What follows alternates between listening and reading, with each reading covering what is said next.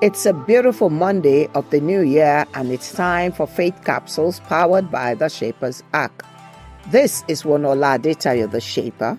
Our scripture for today is Deuteronomy chapter 28 and verse 13, English Standard Version.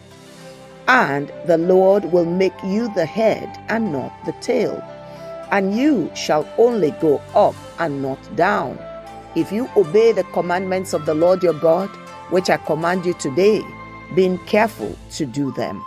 Today's scripture is a clear declaration that God's plan is for his children to be elevated in whatever area of endeavor we operate in. Let's look at just two reasons for this conclusion. Number one, God is the only reliable source of promotion. Psalms chapter 75 verses 6 and 7. For promotion cometh neither from the east, nor from the west, nor from the south, but God is the judge. He putteth down one and setteth up another.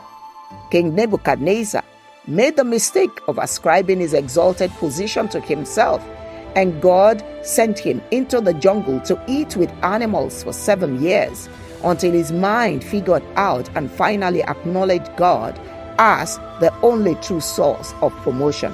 Daniel chapter 4 verses 30 to 37. Second, it doesn't matter how low someone is, God can go to lengths to lift up such a fellow. Psalms 113 verses 7 and 8. He raiseth up the poor out of the dust, and lifteth the needy out of the dunghill, that he may set him with princes, even with the princes of his people. Esther was an unknown entity in the nation of Persia. She was an orphan raised by a cousin, yet through God's instrumentality, Esther was crowned queen of Persia. Esther chapter 2 verses 16 and 17. Now, let's look at 3 things that you must do to earn your promised promotion. Number 1, humble yourself before God. James chapter 4 and verse 10. Humble yourselves in the sight of the Lord, and he will lift you up. Esther was humble. She gave due regard to the position of authority that the king occupied. She also gave due regard to her cousin Mordecai by remaining obedient to him. Second thing that you must do, be diligent in all that you do. Shun slothfulness. Proverbs chapter 22 and verse 29. Seest thou a man diligent in his business? He shall stand before kings. He shall not stand before mean men.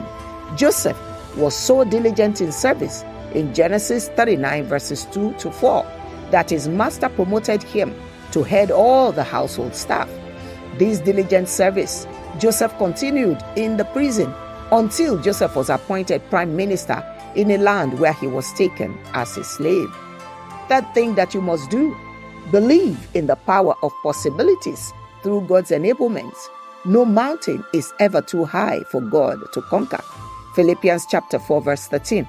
I can do all things through Christ, which strengtheneth me.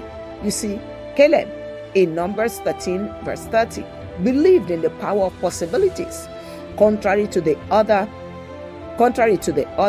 Israeli spies, he said, we are very able to overcome it, in Numbers 13 verse 30.